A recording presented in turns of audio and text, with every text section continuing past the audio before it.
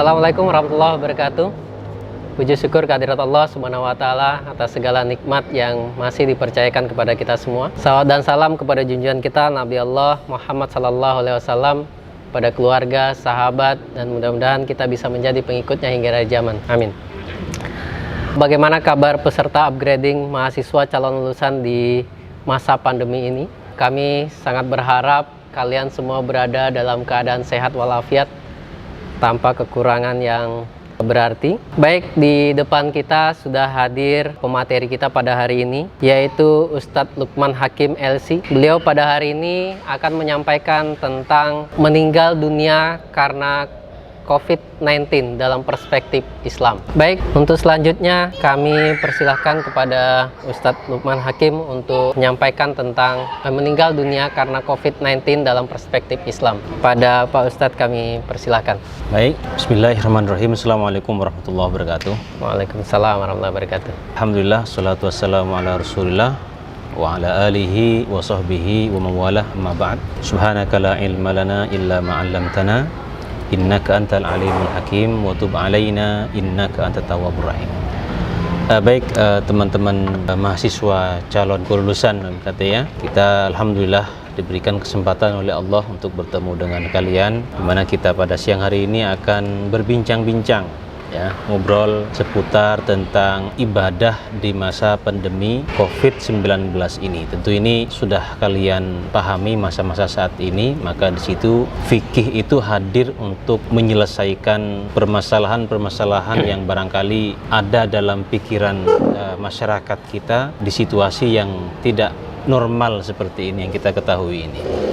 Ya, kita pertama ya, mungkin nanti Masnya boleh kita dialog interaktif saja, bisa ditanyakan apa hal-hal yang mungkin kita perlu tanyakan. Kita pertama saya ingin membahas seputar ibadah di masa COVID-19 ini. Ya, kita ketahui bahwa Islam itu agama yang tidak memberatkan dan tidak menyulitkan kepada umatnya. Islam itu selalu hadir memberikan rukhsah ya, memberikan keringanan dalam keadaan tertentu ya, dimana ketika kita mendapatkan kesulitan di dalamnya.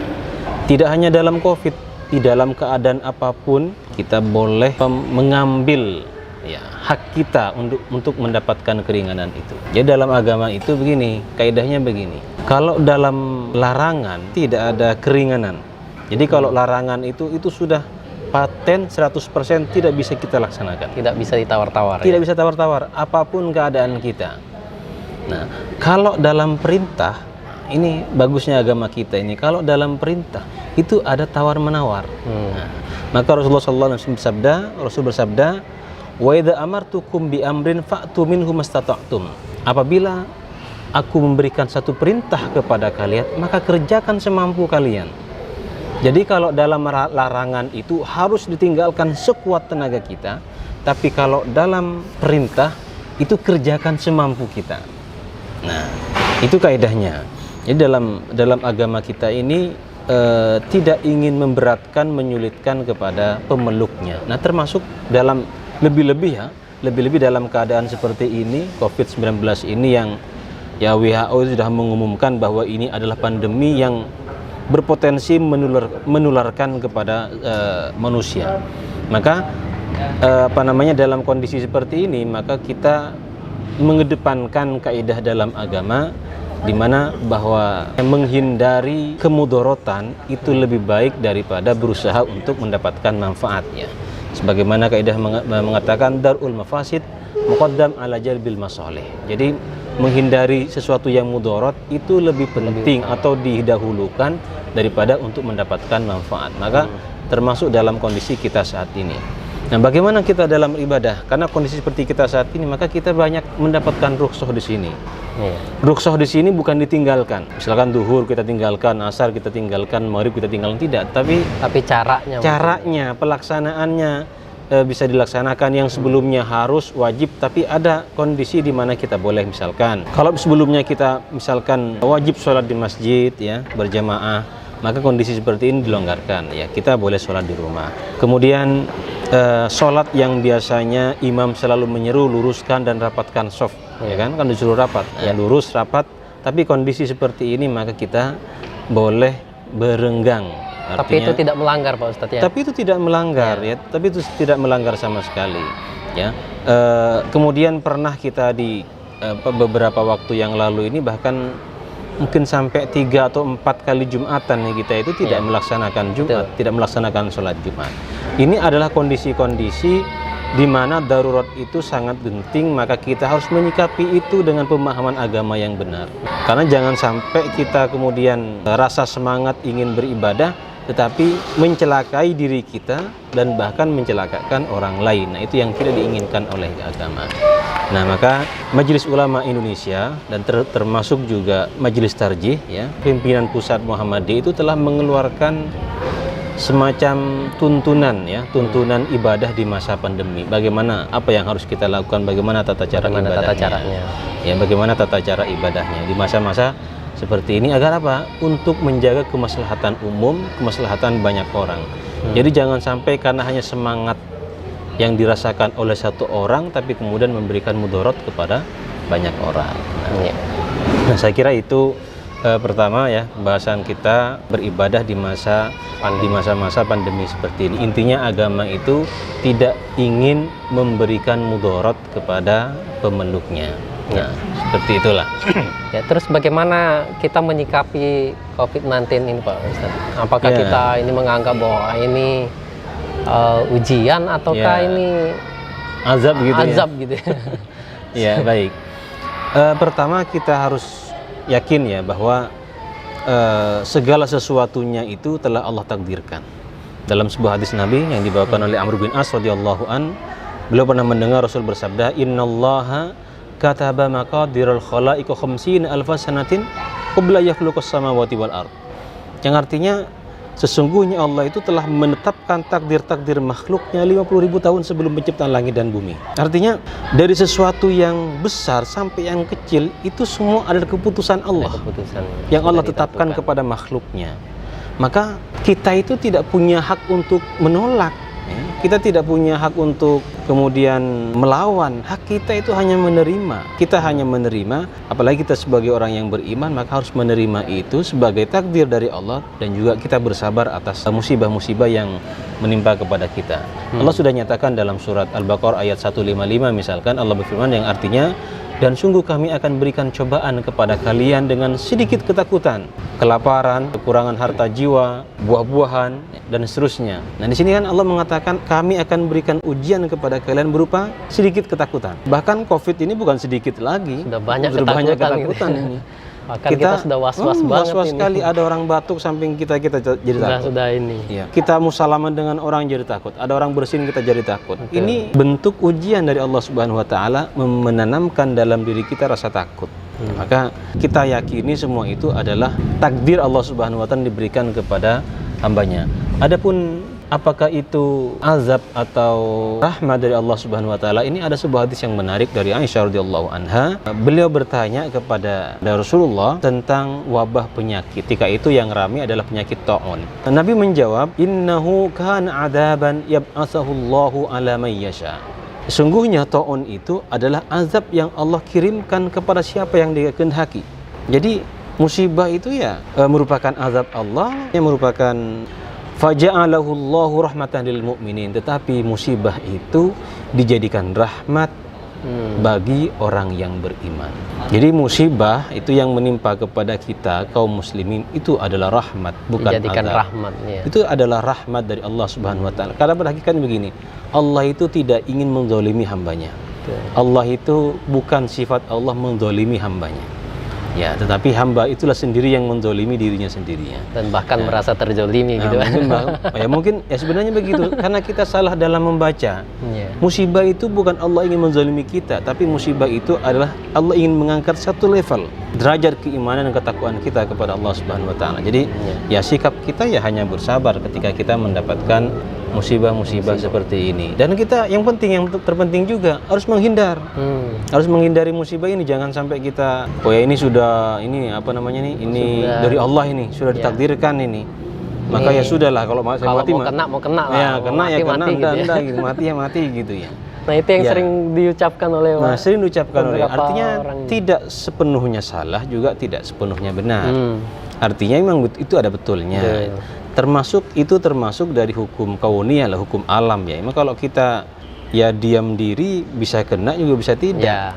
Ya, tetapi kan apa upaya kita? Ada usaha kita itu apa? Ya. Rasulullah juga sudah memberikan solusi kepada kita ketika kita mendapatkan masalah seperti ini ya. Misalkan pernah Rasulullah sallallahu alaihi wasallam bersabda itu, "Idza sami'tumut ta'un bi ardin fala tadkhuluha." Apabila kalian mendengar ada satu wabah di satu negeri, maka jangan kalian masuk.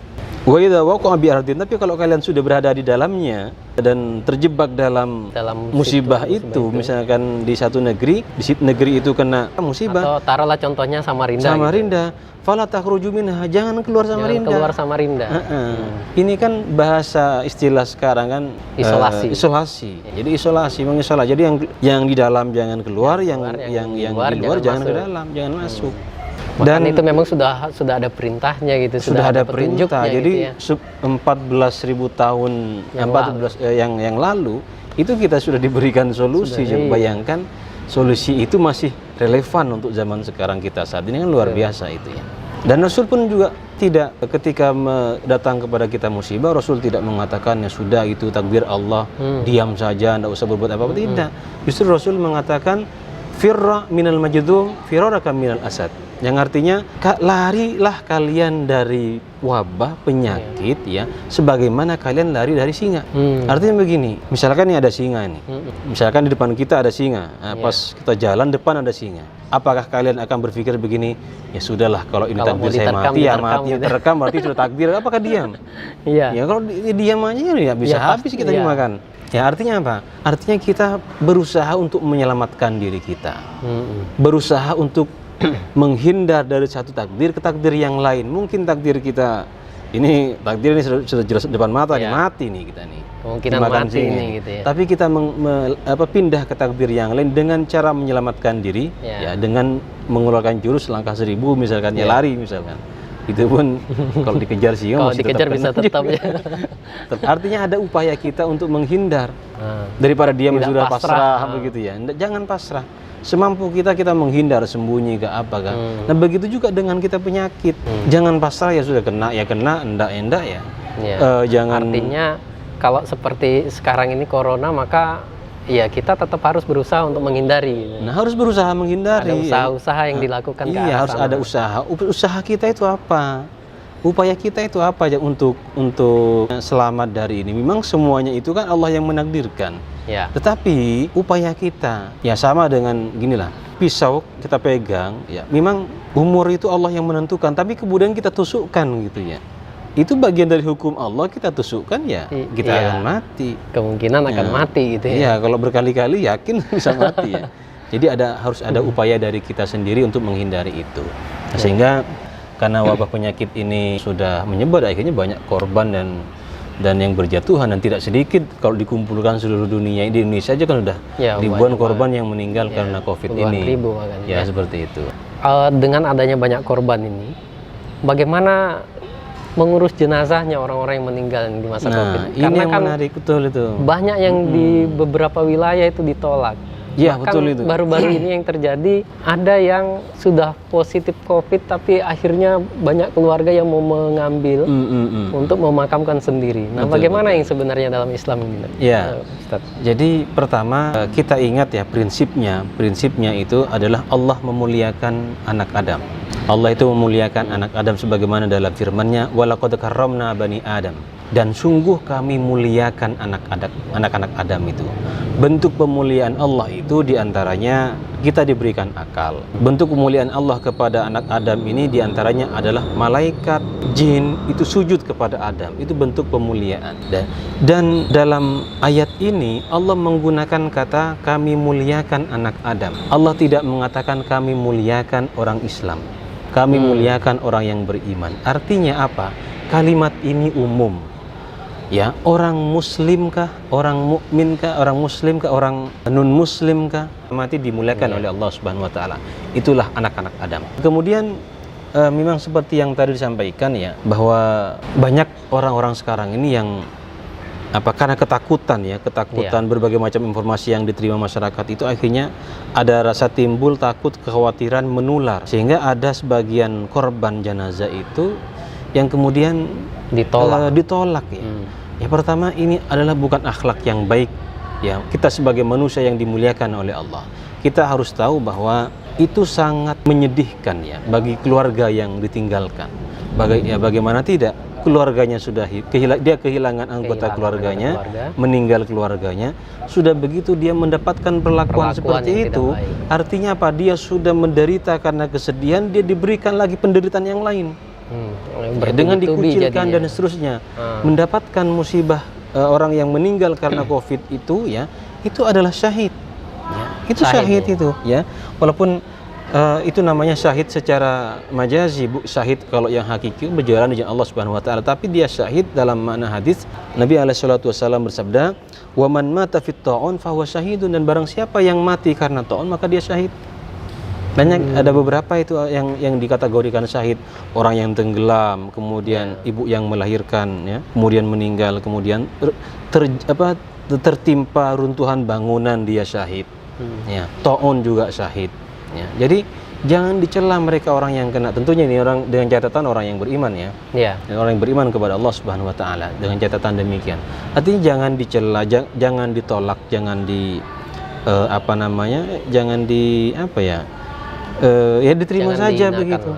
Diterima, tetapi kan sesuai dengan protokol-protokol yang ada. Ya, dijalankan sesuai protokol. Iya, pemerintah kan sudah punya protokol, sudah punya SOP. juga sudah mengeluarkan. Betul sekali. Bahkan MUI pun sudah mengeluarkan cara pemandiannya. Iya.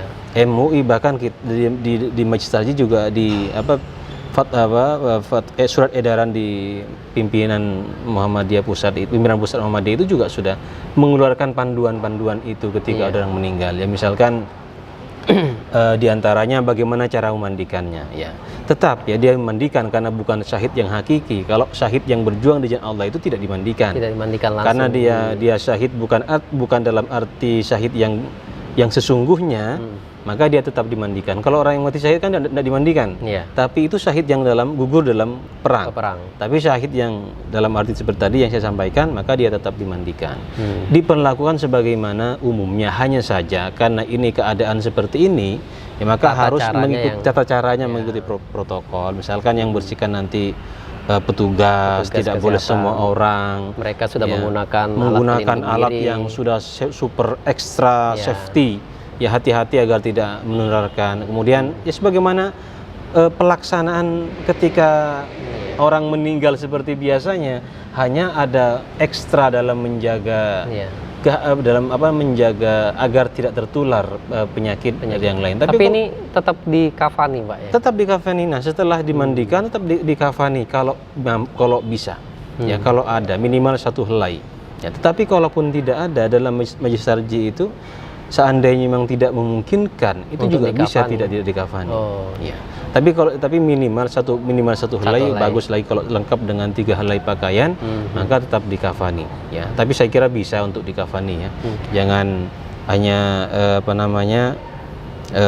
pakaian langsung biasa, karena di dalam Majelis Tarjih itu apabila tidak memungkinkan, saya kira tidak ada yang tidak mungkin, masih bisa untuk dilaksanakan. Masih memungkinkan. Dalam Majelis Tarjih itu yang boleh tanpa kain kafan itu dengan catatan apabila tidak memungkinkan. Misalkan apalah namanya satu keadaan yang tidak memungkinkan gitu ya. Itu baru bisa tidak pakai kain. Tapi kalau selama itu masih bisa, tetap dilaksanakan. Kemudian dibungkus plastik, kemudian dimasukkan ke dalam peti ya. Baru kemudian disolati. Disolatinya pun ya tidak seperti biasanya di masjid umum banyak orang taruh depan kan, tidak seperti itu. Karena apa? Karena memang tujuan utamanya itu menghindari penularan penyakit ini. Nanti kalau taruh dalam masjidnya, akhirnya nanti malah berbahaya, tertular kepada jamaah yang ada. Nah, maka meskipun sebenarnya ini setelah dilakukan sesuai SOP, ini sudah aman, sangat aman sebenarnya, karena setelah dikafani, dibungkus plastik, kemudian kantong mayat lagi gitu. Ya betul ya. Tapi Tapi memang ada menjaganya itu. Ya, saya katakan tadi darul mafasid muqaddam alal masalih. Jadi menghindari mudaratnya itu lebih baik daripada mendapatkan maslahat ya. Ya kemudian disolatkanlah seperti biasa. Ya. Bahkan bisa disolatkan di musolanya musola rumah sakit. Boleh diwakili hanya beberapa orang, minimal 2 orang untuk imam dan makmum, dan tidak dalam fatwa para ulama Al-Azhar, Syekhul Azhar itu boleh disolati tidak di masjid. Berdasarkan apa? Berdasarkan ju'ilat li ardun masjidan ya. Jadi dijadikan masjid itu bagiku, dijadikan bumi itu bagiku masjid dan suci. Jadi dimanapun bisa dilaksanakan, tidak harus di masjid, tidak harus di musola ataupun dimanapun dia bisa disolatkan. Ya, jadi itu sebuah hadis yang ulama Azhar berkesimpulan bahwa sholatnya boleh di mana saja, tidak harus di masjid. Ya. Saya kira itu terkait tentang masalah orang meninggal karena COVID dalam perspektif Islam. Ya. Baik Pak Ustadz, bisa untuk menyampaikan kesimpulan untuk ya kesimpulan pertama, Islam itu memberikan kemudahan bagi pemeluknya dalam menjalankan ibadah-ibadah, dalam menjalankan aturan-aturan agama. Pada prinsipnya Islam sangat ketat dalam agar umatnya terhindar dari larangan, tetapi memberikan kemudahan dalam menjalankan ibadah. Kemudian kita memahami bahwa wabah penyakit apapun itu semua datang dari Allah Subhanahu wa taala. Kewajiban kita adalah menerima itu dengan sabar. Ya, kewajiban kita menerima itu dengan sabar dan harus yakin itu adalah bagian dari takdir yang Allah berikan kepada makhluknya, kepada hambanya. Maka kita harus bersabar. Nah, dan insya Allah orang yang terkena itu syahid. Ya. Nah, kemudian kesimpulan yang ketiga dalam pengurusan jenazah ini, ya MUI, bahkan Majelis Ulama dan juga Majelis Tarjih Pimpinan Pusat Muhammadiyah itu sudah memberikan tata cara yang saya kira itu sudah sangat jelas, tinggal kita laksanakan apabila terjadi musibah seperti ini di kemudian hari, walaupun ya seharusnya memang yang melaksanakan itu biasanya petugas ya. Di kesimpulannya itu yang menurut saya bisa saya simpulkan pada pertemuan siang hari ini ya. Terima kasih. Baik, terima kasih Pak Ustadz atas pencerahan yang telah diberikan kepada kami semua. Baik, peserta upgrading mahasiswa calon lulusan di masa pandemi ini, calon lulusan UMKT, itu saja untuk materi beribadah di masa COVID-19 dan bagaimana cara mengurus jenazah pada orang yang meninggal karena COVID-19. Terima kasih atas perhatiannya. Mudah-mudahan kita bisa mengambil hikmah dari apa yang disampaikan pada hari ini. Terima kasih, saya Eri, billahi fi sabilil haq, fastabiqul khairat. Assalamualaikum warahmatullahi wabarakatuh.